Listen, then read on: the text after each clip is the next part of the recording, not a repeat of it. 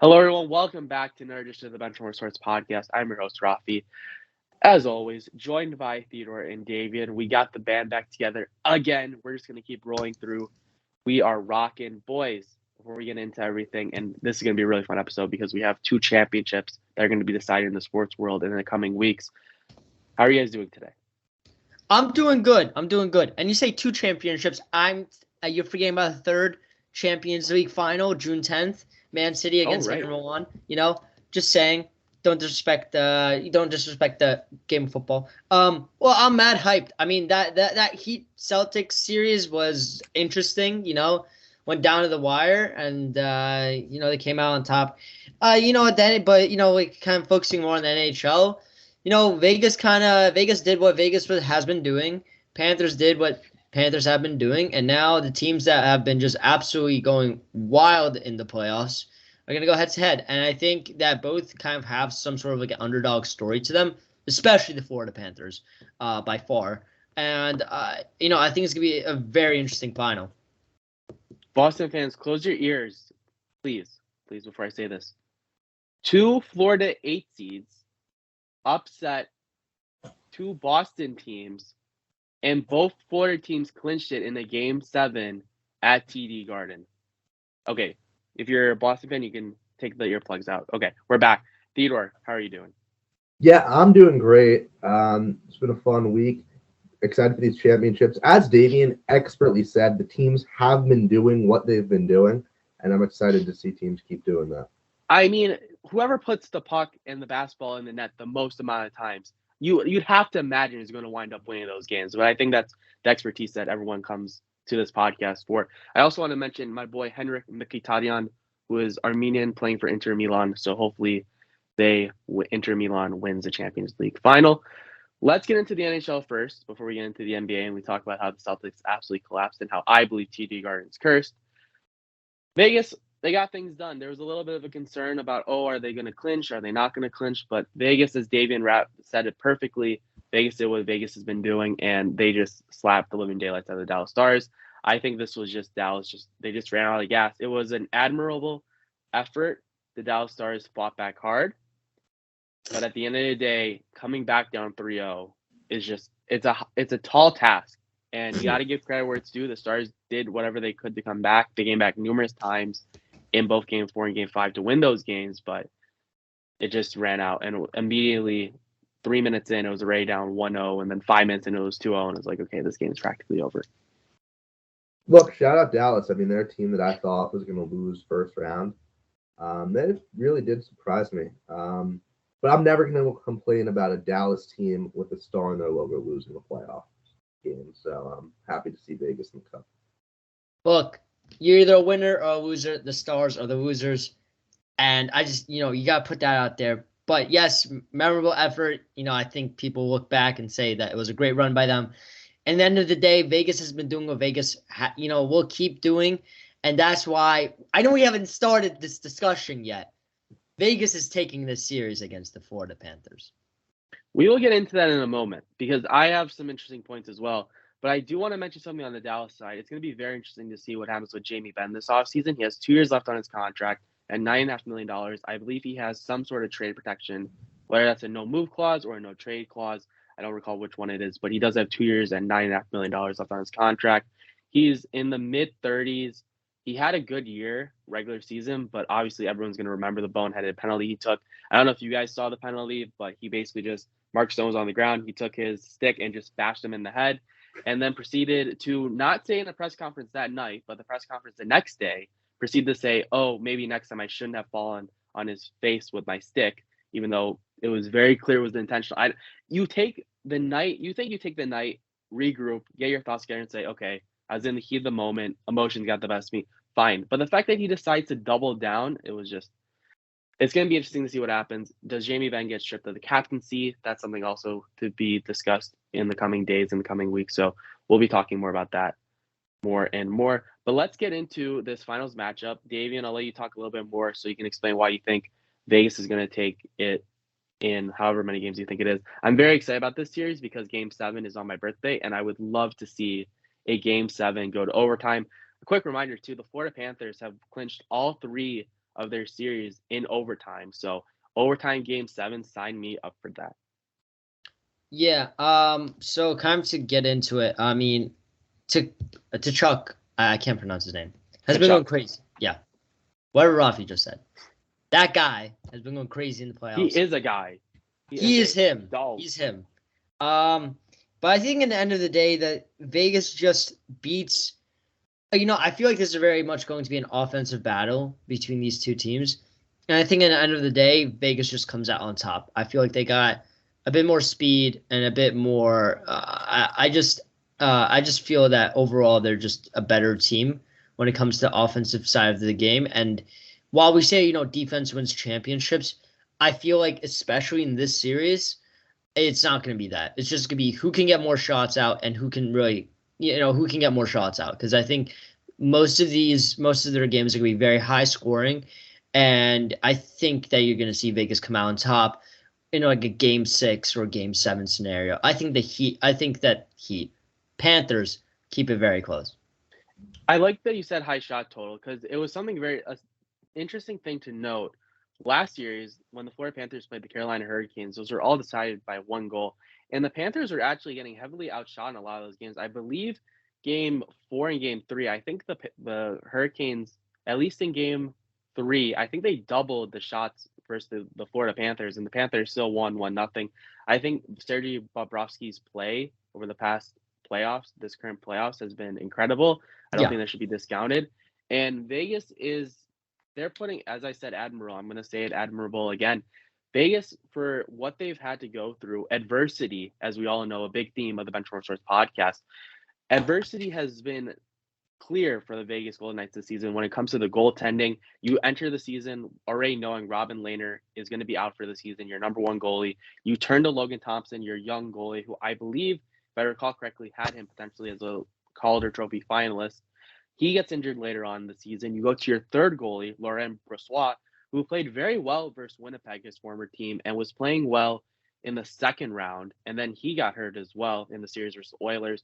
Adin Hill now, the 4th goaltender on their team, the 4th-string goalie who they acquired back in October from the San Jose Sharks for a 4th-round pick. That was a great trade, by the way. He has taken the Vegas Golden Knights, and he has done exactly everything that's been asked of him to get his team to the Stanley Cup Finals.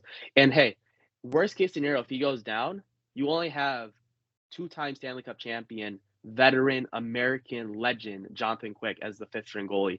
God forbid Adin Hill gets hurt. So, I mean, if you're Vegas, you just get some bubble wrap it around Adin Hill, and I think you'll be all set. Theodore, what are your thoughts about this? Yeah, okay, so I'm going to disagree here. Florida is a team of destiny. I mean, look, they're down 3-1 against Boston. Look at what they've done. I think they're 11-3 since that time that they were down 3-1. And there's really been no point in that run where they've looked like the worst team. Like, it's not like they got lucky against Boston. They outplayed them. They outplayed a much more talented Toronto team and a more talented Carolina team. And you want to talk, you brought up Jonathan Quick, which is a guy I was actually going to bring up because what Bobrovsky is doing right now is on the level of that 2012 Jonathan Quick run. Oh, absolutely. And Theodore, you've been hitting this drum the past few weeks with the correlation to the 2012 LA Kings, but continue. Yeah, but it really is true. I mean, he is just on another level right now, and I like Vegas. I mean, remember, this was my preseason cup pick, so to go away from them now is a really, really hard thing to do. But Florida just has looked like that team to me, that team that is going to refuse to go down. I think it's competitive, but give me Florida in 6 games. See, I saw something interesting online, and it was someone posted this, and it was the narrative has changed from I can't believe it took I can't believe the Panthers won barely. I forgot what it was, but regardless, it was more impressive the fact they changed the narrative of the Bruins blowing that series versus Florida, which they did. Not get that wrong. They had 2 chances in overtime to win that series. They blew both those chances, but the narrative flipped to how did the Bruins wind up winning 3 games against the Florida Panthers? Because the Florida Panthers have only lost 1 game since losing game 4 and being pushed to the brink of elimination. Sorry, game 5 in that Boston series. And they've only lost 1 game since then. So the narrative has absolutely flipped versus where everyone's like, oh, Boston, they choked, they did this, which is completely fair. Boston, we all know Boston sports. Sorry, Davian. Very big chokers, not the Patriots. You don't need to bring up 28-3. That never happened. That's all fake news. But at the end of the day, the Florida Panthers are doing something completely unprecedented, and that is they've just steamrolled everyone as 8 seed, very similar to the 2012 LA Kings. As Theodore's mentioned, I think the Florida Panthers are going to win this series. I think it's incredibly difficult to beat a hot goaltender. If this was other teams, I'd say Vegas, because Vegas was a team where I was winning that Oilers-Vegas series, I think is going to represent the Western Conference in the Stanley Cup Final. Vegas, I really like their system. I think they play really well. Their depth was huge last night in their win versus Dallas, where I think all 5 of the 6 goals that Vegas scored were from the bottom 6. So Florida, I don't think they have the depth that Vegas does. I think Vegas is better defense as well. I like their structure a bit more than Florida. But I mean, you saw what happened with a well-structured team, the Carolina Hurricanes, going up against Sergei Bobrovsky. I just don't know if anyone's going to be able to score on Sergei Bobrovsky. Vegas has the weapons to do so, but I mean, you can't go against a hot goaltender. So unfortunately, I'm going to go with the Panthers. And honestly, this series, as much as Canada and original Six fans aren't going to like it, this is, as I said last week, huge for the NHL. You want this to happen. You want these markets where in warm weather to have winning teams that go to the Stanley Cup Final. And if the Florida Panthers win again, you would have to imagine that in the coming years, in the coming decade or 2 decades, hockey will be on the rise in Florida because a lot of kids are going to be seeing the Tampa Bay Lightning constantly going to the Stanley Cup Final, seeing the Panthers win the President's Trophy last year, go to the Stanley Cup Final this year, and both teams are going to have success in the next couple of years as well. You'd have to imagine Florida, hopefully in the next few years, will grow in a hockey environment. Mm-hmm. Yeah, absolutely. I think we've kind of covered the hockey stuff very well. And let me just say, I've had a lot of fun watching the action. I mean, sadly, it didn't work out so well for my Rangers, but all in all, very entertained by what I saw this year, and hopefully we get a fun Cup series as well. Absolutely. Let's move over now to the NBA, where I will throw it over to you guys. But Theodore, I asked my friend about the Celtics coach, and he was just at a loss for words. He didn't really want to talk too much. He was sitting in the corner of his room with his friends because he was just so distraught by the Celtics. The Celtics had a good, valiant effort. They won at the buzzer in Game 6 in an absolute chaotic game. I saw the ending of it. It was nuts. And rare moment, I actually was watching a little bit of the basketball game because, once again, Vegas was just blowing the doors off the Dallas Stars. So it was like, I'm not going to watch that game anymore.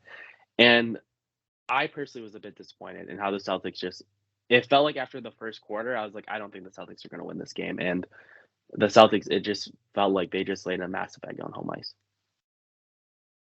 Yeah, Boston is an insanely talented squad. But talent really means nothing at the end of the day because this is a team that just can't break through. I mean, 2017, this Celtics team was a game away from the NBA Finals. Or 2018, actually, I believe. But they were Game 7, like, down 1 in the fourth quarter against LeBron and the Cavs. Like, people forget. This has been going for a long time now where this Boston team is really good but just can't break through. And now that, this is the second time you've gone to conference finals, Game 7, under Tatum and Brown, you got to wonder, is it time to switch it up? I think the answer is let's go. Yeah. Siri agrees. Yes. It's time to go. That. It is time to when break Siri is telling you to rebuild, that's the only sign I needed. I was looking for a sign. I think that's a clear sign that they need to break it up. Yeah.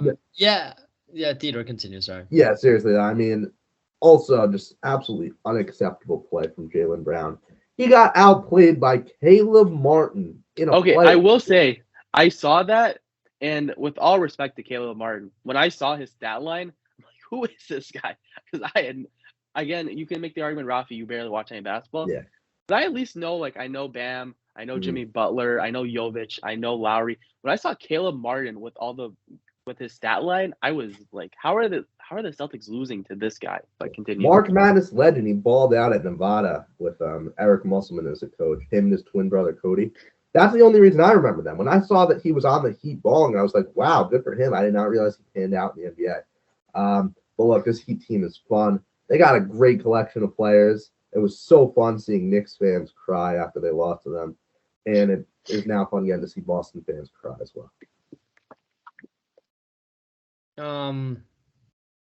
Well, Theodore just brought up the trauma that I experienced when the Heat won. Look, I mean, the Celtics team is a phenomenal team overall, just all around. I think it's just a great team, but I think it goes down to coaching. I think if you look at the coaching, it just was not really there at times when it had to be there. In this series and previous series, I felt like there was a lack of coaching. I felt that no team really who has played the Heat was able to really adapt to the Heat's play style. And yes, the Celtics won 3 games in a row. But in the end of the day, it doesn't matter that you came close to winning. They didn't win. So yes, heroic effort, almost pulled off a miracle, but they didn't at the end of the day. And why? Because they just did not play well that last game. What I will say though is that the Celtics, it's not an excuse per se, but reason why they didn't win. One of the reasons is because Jason Tatum did get injured last night. I don't want to hear that. Thank you. I don't want to hear that. I agree. But look, he gets injured in the first quarter, right? You need to adapt to that, right?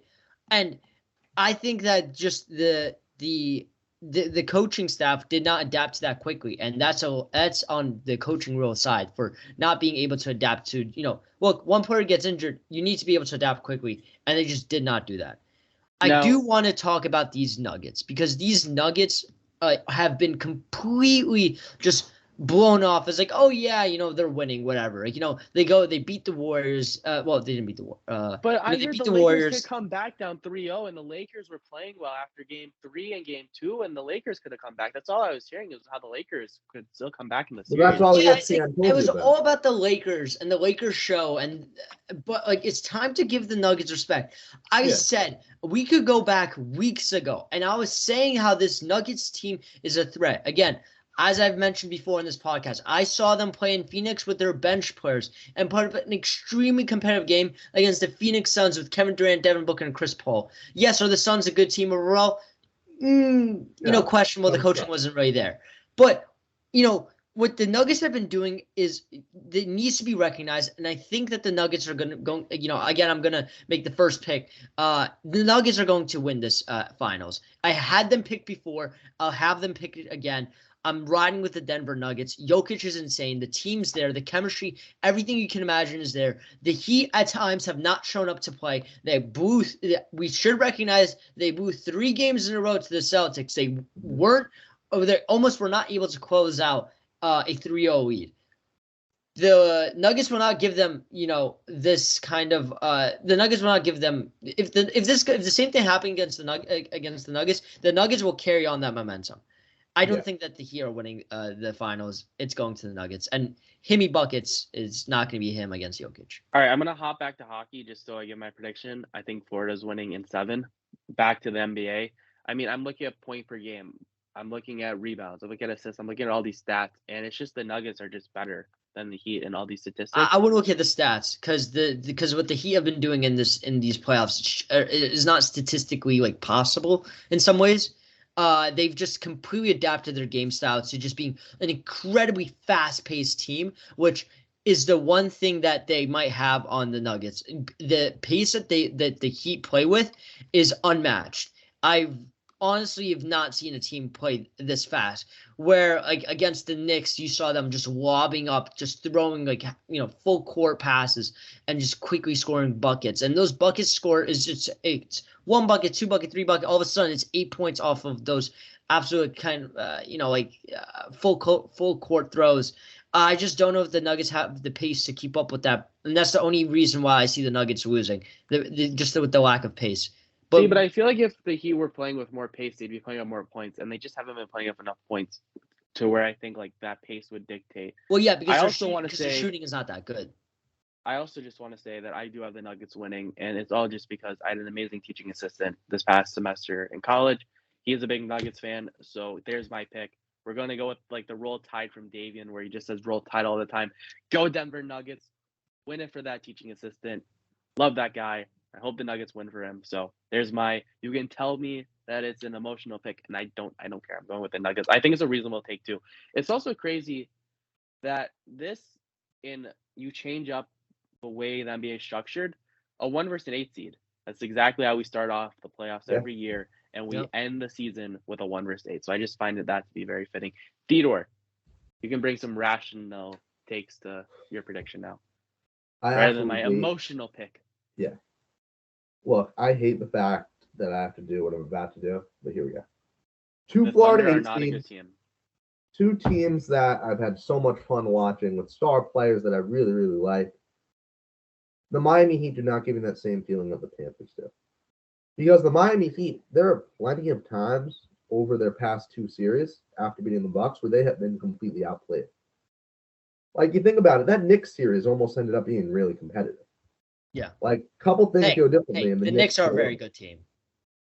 And then, I mean, you look at Boston, like, you completely fell apart after being up 3-0. Like, I think the Nuggets are going to be the toughest test this Heat team have had. I really see no flaws in the Nuggets roster. I mean, let's talk about Jamal Murray. That's a name we haven't even said yet. Jalen Brunson. He's been amazing. Jalen Brunson's a really good point guard, right? Like, Knicks fans, everyone can agree on that. And what makes him special is that he elevates his game in the playoffs. Jamal Murray does all that same stuff, except he's like an even better player. He's an even better regular season player. He's an even better postseason player. So he has the same X factor where he's a guy you can trust in the big moments. He's a guy who elevates his game, and he has some incredible stat lines. I mean, even Michael Porter Jr., who for years I'd always say, oh, Michael Porter Jr. is overrated. And now here he is dishing out like 6 assists in the playoff game. Like, wow, look how far this guy's come. And he's hitting his shots too. Even the role players they have, like Jeff Green. Jeff Green's a guy who played basketball for the Seattle Supersonics. And now here he is having a big role on the Nuggets now and still doing good stuff. I mean, I really, really think this Nuggets team is one of the best all-around squads we've seen built in the NBA since the Warriors. Like, I think this Nuggets team beats like the 2021 Bucks or certainly the Warriors from last year. Maybe even the 2019 Raptors. Like, this is that good of a team, and they really haven't been given that much credit yet, and I think that's about to change to beat the Heat in 6 games. I think Nuggets 6 if I didn't give a full prediction. I do want to, now that we've given our takes on the NBA Finals and NHL Finals, I want to revisit the point about the Celtics, and Theodore, you talking about the Celtics, whether or not they should break up Jaylen Brown and Jason Tatum. And I want to hear Davian's thoughts on that, because I'm looking at the salary for the next couple of years for the Celtics, and it looks pretty good for them. They have Tatum locked up for a couple more years. He's 25. Jaylen Brown's 26. He's got another year left on his contract. They have Robert Williams, who's 25. They have him locked up for a couple of years. Marcus Smart, who's only 29. They have him locked up for a couple of years. I don't think it hurts the Celtics to go one more year, change up the coaching, and just see next year how that works out. I know everyone's heard my opinions on the Maple Leafs and how I think they should blow it up, but that was 7 years. I think the Celtics, you can give one more year just with how young everyone is and how everyone's kind of locked up right now, where you can make a coaching change and then you can see after next year whether or not a change is needed or not. Well, Raffi, the problem is they have no way to improve. I mean, there's really, unless they go out, and this is going to be obscure, unless they go out and trade Jaylen Brown for like Victor Wembanyama or something, there is no way that this Celtics team is raising their potential. But would you say that getting a new head coach though would change that? I would. Because I'm actually going to take that back. Why? Because Brad Stevens, excellent head coach.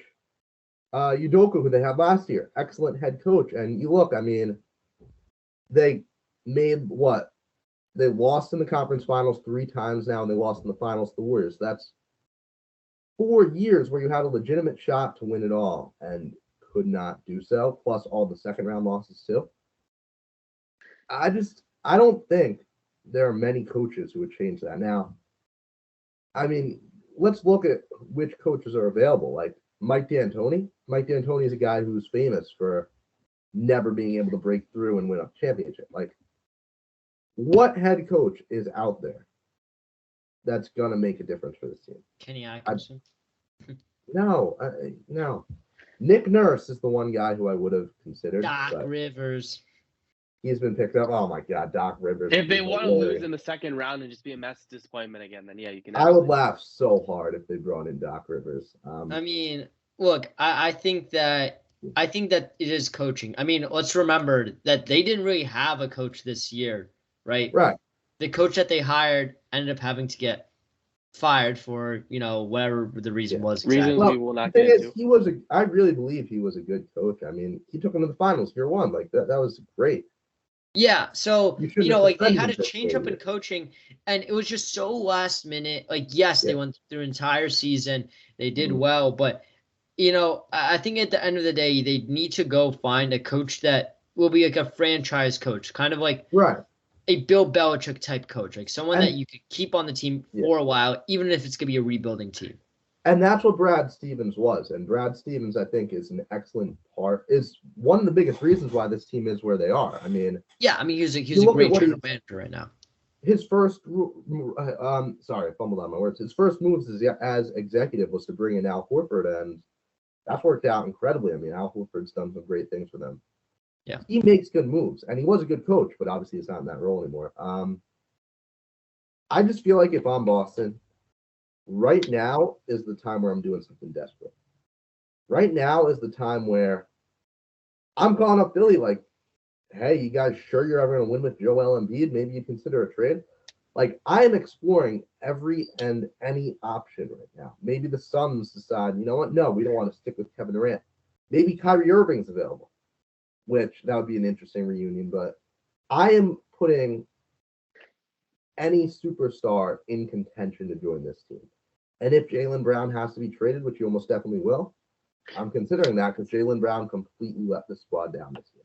See, but that's where I would say, unless you're getting a superstar level player or a player better than Jaylen Brown, where you can just take Jaylen Brown and take $1 billion first-round picks and get that superstar player, I don't really see. Like, I think from at least what I've been hearing and what I've been reading and what I've heard from you guys, because I trust and value your guys' opinions, as I've said numerous times before in the past, I think that a coaching change for the Celtics could be a good option for them if they want to keep the same roster basically, but change up the coaching. Otherwise, yeah, I agree with you, Theodore. I don't think the Celtics are looking like you're not going to like trade anyone. You're not trading Jaylen Brown to get younger for any reason, unless as you're saying you're getting Wembanyama or you're getting one of those extremely high end prospects. But I don't think anyone's trading their high end prospects or really high end draft pick for Jaylen Brown. But that's just me. I don't know how value works too well in the NBA, so I'm not going to go down a huge hole like that. But I don't think it hurts to run it back next year with a new head coach. But I agree with you, Theodore. I mean, you got to keep your options open. If you hear Joel Embiid is potentially on the market, Jaylen Brown is a perfect piece to add in the type of trade for Joel Embiid, because why would you trade Jason Tatum? I don't think that makes any sense. Tatum's untouchable. And let me throw this out there. The Boston Celtics are in a position where they could make no changes. Like, they could just kind of roll with this squad, some small changes. Like, Al Horford will eventually be moved on, and you'll get a new center to replace him, and you'll do small stuff like that. But a Jason Tatum, Jaylen Brown-led team will be a good team for about the next 10 years. They will consistently make the playoffs, 100%. They will consistently make the playoffs. And honestly, there's a good chance that you just keep getting in the playoffs. Eventually, you'll probably break through and maybe even win a championship. So if you just want to I understand the argument for not doing anything radical. I really do. But I just think that you've had so many close calls. Do something big. Like, look at the Toronto Raptors. They were in a good spot.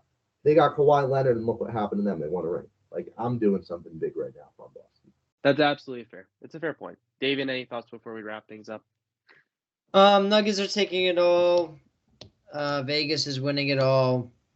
That's all I got to say. Amazing. So that'll do it for this edition of the Benchwarmer Sports Podcast. We hope you enjoyed. For Theodore, for Davian, I'm Raffi. Enjoy the Stanley Cup Finals. Enjoy the NBA Finals. Those are both going to be great. Enjoy the Champions League Final. Boy, we are just 2-3 weeks away from just nothing going on except for baseball. So we'll talk some baseball coming up. We'll do some NFL. That's going to be fun going forward. Do the Cardinals look to trade Kyler Murray if they get a high enough draft pick and take Caleb Williams? Maybe that'll be on a future podcast. We'll have to see. But once again, for David and for Theodore, thank you for watching. If you guys want to watch some shorter YouTube videos, go to our YouTube shorts, which are also on our channel. I'll be getting more up along the course of this week. And be sure to follow us on TikTok, Benchwarmer_sports, for some more meme content and just some other analysis. So once again, for the third time, for Theodore, for Davian, I'm Raffi. We hope you enjoyed and have a great rest of your day. Peace.